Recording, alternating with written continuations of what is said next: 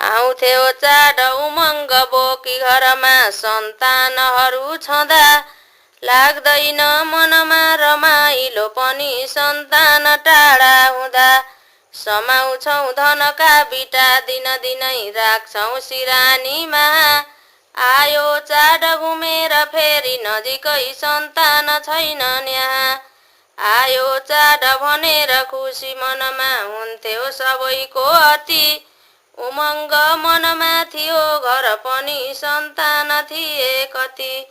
हुर्कायौं सबती सन्तानहरूले छोडेर गुण गए उनकै सम्झना मात्र छ मनभरि दिनै उराठ भए थिएन धन त्यो मन तर पनि खुसी अति नै थियो